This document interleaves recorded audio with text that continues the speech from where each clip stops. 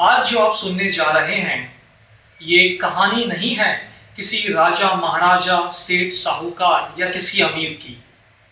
ना ही ये कहानी है किसी साधु सन्यासी पीर या फकीर की। ये कहानी है 15वीं शताब्दी के महानायक संत कबीर की। नमस्कार, मैं उदयादित्य पांडे आप सभी का स्वागत करता हूं मेरे चैनल 24 कैरेट पर, जहां पर विभिन्न विषयों से जुड़ी तमाम जानकारियां हम आपके साथ साझा करने का प्रयास करते हैं। तो आइए शुरू करते हैं ये सफरनामा।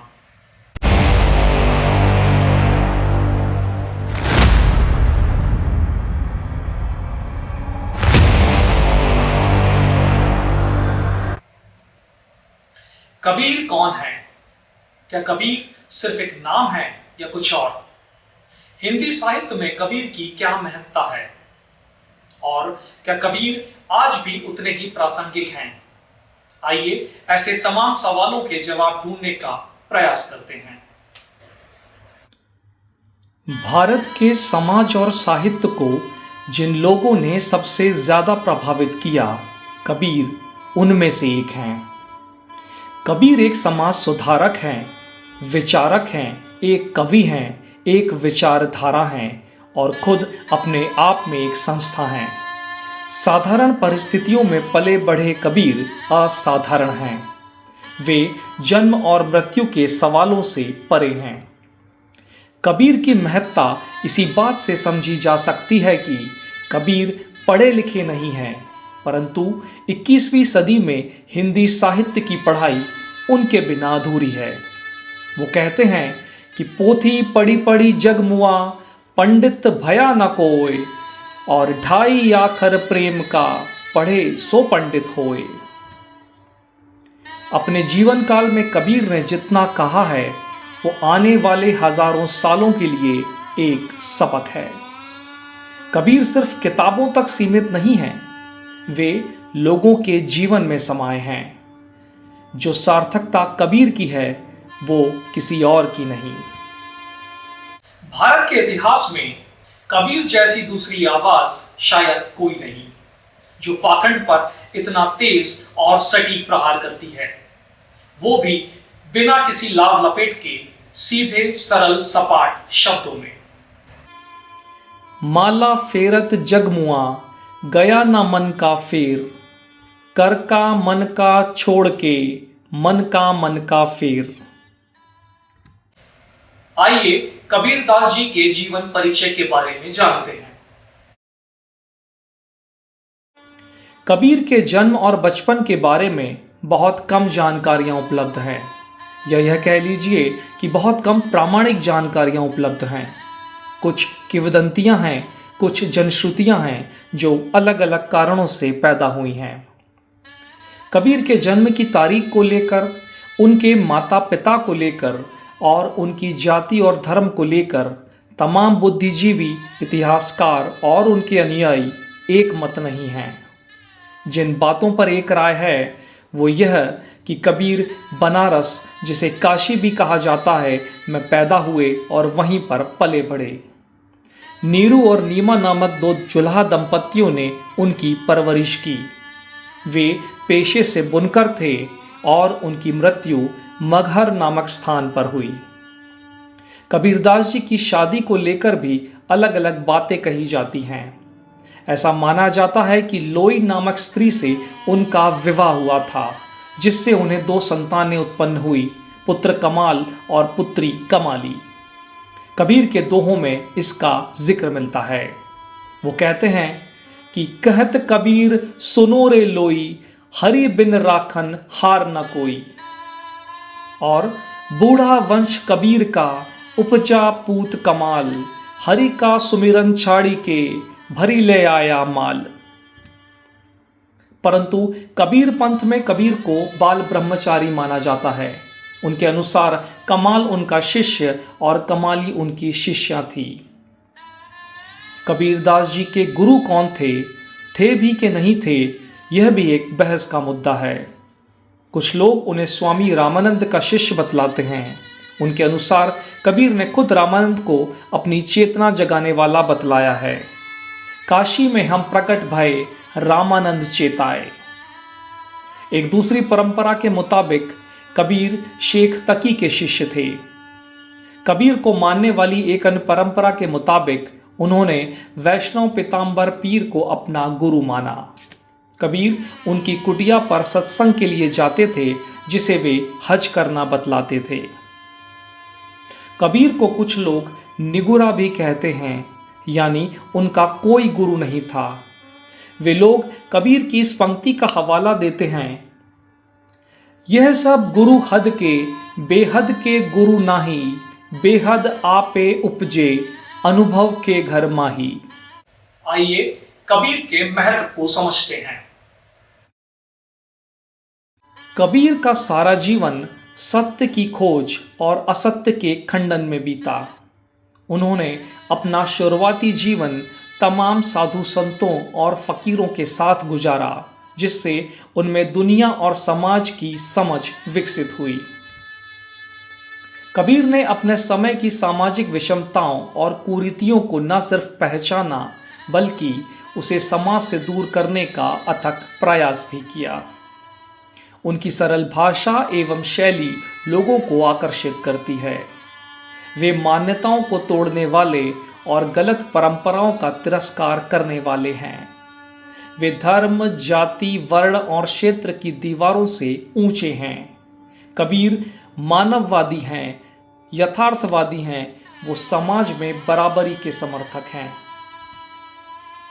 वो कहते हैं, एक बूंद एक मल मूतर, एक चाम एक गूदा, एक ज्योति में सब उत्पन्न, कौन बामन कौन सूदा। अपनी एक अन्य पंक्ति में वो कहते हैं कि तिनका कभौ न निंदिए, जो पावन तर होए, कभौ उड़ी आँखिन पड़े, तो पीर घनेरी होए। वे धार्मिक कुरीतियों पर सीधी चोट करते हैं। कबीर अपने आप में एक रहस्य हैं, उन्हें समझना आसान नहीं है। कबीर मानने से ज़्यादा जानने में यकीन रखते हैं। कबीर किसी एक समय के नहीं हैं, वह एक प्रवाह हैं जिसकी महत्ता हर समय रहती है। कबीर अपने समय से आगे हैं और अनंत काल तक अमर हैं। उनकी अनोखी शैली इस तरह की थी कि वह किसी धर्म का विरोध भी नहीं करते थे, लेकिन धर्म, जाति, पंथ, संप्रदाय के नाम पर समाज को बांटने वालों की खूब खबर भी लेते थे। वे पदभ्रष्ट समाज को रास्ते पर लाने की कोशिश लगातार अपनी हर रचना में करते हैं। काकर पाथर जोरी के मस्जिद लई बनाए, ता चदी मुल्ला बाग दे, क्या बहरा हुआ खुदाए। और पत्थर पूजे हरी मिले तो मैं पूजू पहाड़, या तो यह चक्की भली पीस खाए संसार। आइए जानते हैं कबीर और उनके साहित्य को। कबीर पढ़े लिखे नहीं थे, इसीलिए उनकी खुद की लिखी एक भी संरचना नहीं है। कबीर खुद कहते हैं कि मसी कागद छुवो नाही, कलम गही नहीं हाथ। ऐसा माना जाता है कि उनके शिष्यों ने उनकी वाणी को शब्द देने का प्रयास किया और बाद में इसे ही कबीर साहित्य के नाम से प्रकाशित किया। भारत में कविता विचारों के प्रवाह का जरिया रही है।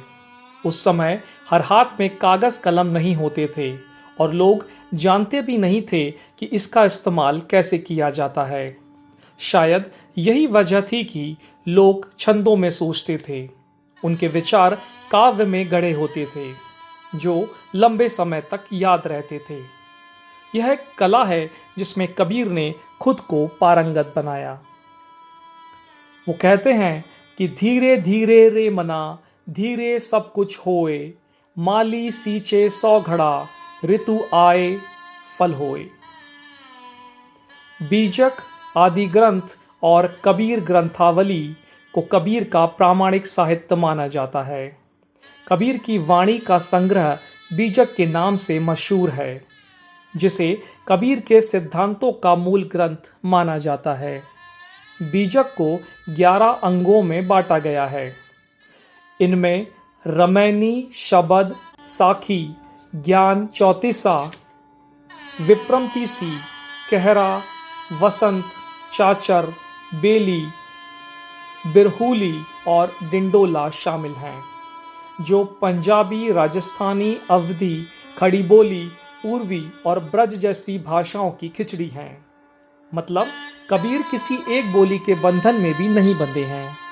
भारतीय दर्शन में जीव यानी आत्मा के अस्तित्व को स्वीकारा गया है। कबीर ने भी जीवात्मा और परमात्मा को एक सत्ता माना है और माया के प्रभाव में दोनों का अलग अलग विश्लेषण भी किया है। कबीर माया से दूर रहने की सलाह देते हैं। उनका कटाक्ष उनकी पीड़ा और रोष दोनों को दर्शाता है। उन्होंने संन्यास पथ का विरोध किया। उन्होंने कहा कि आप अपना काम करते हुए भी ईश्वर के नज़दीक जा सकते हैं, बस मन की भावना अच्छी होनी चाहिए। आपकी जीवन शैली सादी और साफ सुथरी होनी चाहिए। कबीर का दर्शन निर्गुण आराध्य पर आधारित है। कुछ मानते हैं कि कबीर का दर्शन सद्गुण और निर्गुण दोनों से परे है। उनका ब्रह्म निरंजन है। कबीर को मूलतः आध्यात्मिक ही कहा जाता है। उन्होंने अपने समय में संसार के बारे में इतना कुछ प्रभावशाली तरीके से कहा है कि आज भी सब कुछ प्रासंगिक ही लगता है। कबीर का दर्शन मानवता और आध्यात्म का मिला जुला स्वरूप है। उन्होंने अपने जिस दर्शन को समाज के सामने रखा वह इतना वृहद है कि आगे चलकर कई महान संतों और दार्शनिकों के साहित्य का आधार कबीर का यही दर्शन बना। संत ज्ञानेश्वर, संत तुकाराम, तुलसीदास और महात्मा गांधी तक के जीवन और साहित्य में कबीर और उनके साहित्य की छाप स्पष्ट तौर पर मिलती है। कबीर का साहित्य दरअसल मेलजोल और समाज को जोड़ने का दर्शन है। कबीर किसी एक धर्म के नहीं हैं, वे सबके हैं। कबीर कथनी की जगह करनी पर जोर देते हैं।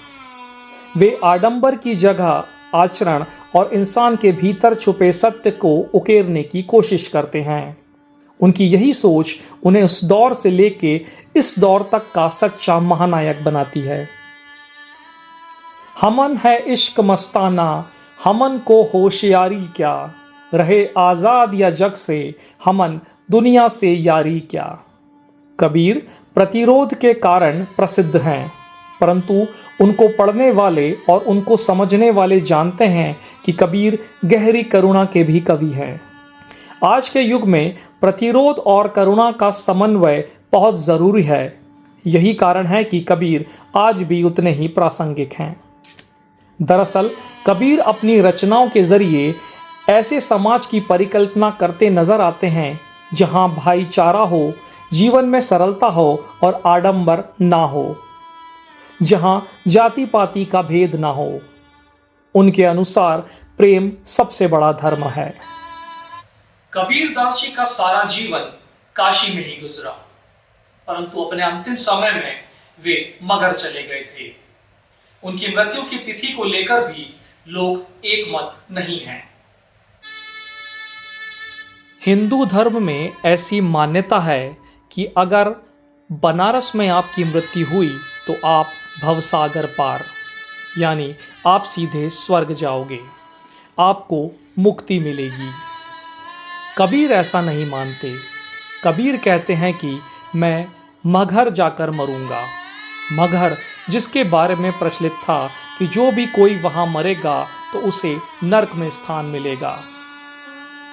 वो कहते हैं कि क्या काशी क्या ऊसर मगहर, राम हृदय बस मोरा, जो काशी तन तजय कबीरा, रामे कौन निहोरा। अर्थात अगर सिर्फ काशी में प्राण छोड़ने से मुक्ति मिलती है तो फिर राम को भजने की क्या आवश्यकता है, फिर राम किस लिए हैं। वो कहते हैं कि अगर आपके हृदय में राम बसे हैं, अर्थात आपका मन सच्चा है, तो क्या काशी क्या मगहर, आपको मुक्ति अवश्य मिलेगी। यहाँ भी कबीर समाज की लोकप्रिय परंतु बेबुनियाद वाली धारणाओं को चुनौती देते नजर आते हैं। जीते जी कबीर से नफरत करने वाले हिंदू और मुसलमान दोनों ही आज तक कबीर को अपना बतलाने की कोशिश में लगे हुए हैं। एक और जहां हिंदुओं ने कबीर की मृत्यु के पश्चात उनका मंदिर स्थापित किया, वहीं दूसरी ओर मुसलमानों ने उनकी मजार तामीर की। हमेशा से बटे हुए समाज को जोड़ने वाले कबीर, भारत में सामाजिक चेतना को जगाने वाले कबीर, समाज को एक नई दिशा दिखाने वाले कबीर आज दो धड़ों में बटे हुए हैं। परंतु इससे कबीर को फर्क नहीं पड़ता। वो अपने सच्चे अनुयायियों और मानने वालों के दिलों में आज भी जिंदा हैं और हमेशा रहेंगे अपने शब्दों के जरिए। कहाँ से आया कहाँ जाओगे, खबर करो अपने तन की। कोई सद्गुरु मिले तो भेद बतावे, भूल जावे अंतर कीर्ति। ओहो भूल जावे अंतर कीर्ति। अरे हिंदू मुस्लिम दोनों भुलाने खटपट माया रायत की। हिंदू मुस्लिम दोनों भुलाने खटपट माया आयत की। जोगी जंगल से बड़ा लालच माया गया भटकी। लालच माया गया भटकी। अरे कहाँ से आया कहाँ जाओगे, खबर करो अपने तन की। कोई सद्गुरु मिले तो भेद बतावे, भूल जावे अंतर की।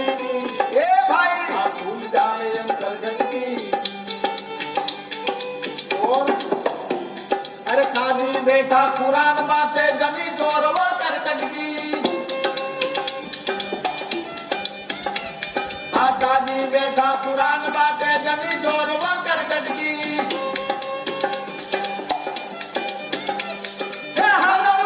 नहीं पहचाना पकड़ा मुर्गी ले पटकी। अरे पकड़ा मुर्गी ले पटकी। अरे कहाँ से आया कहाँ जाओगे, खबर करो अपने तन की। कोई सद्गुरु मिले तो भेद बतावे, भूल जावे अंतर कीर्ति। ये भाई भूल जावे अंतर कीर्ति। अरे बाहर बंदा भीतर गंगा, मन में मछली गटकी। अरे पकड़ा मुर्गी ले पटकी। अरे कहाँ से आया कहाँ जाओगे, खबर करो अपने तन की। कोई सद्गुरु मिले तो भेद बतावे, भूल जावे अंतर कीर्ति। ये भाई भूल जावे अंतर कीर्ति।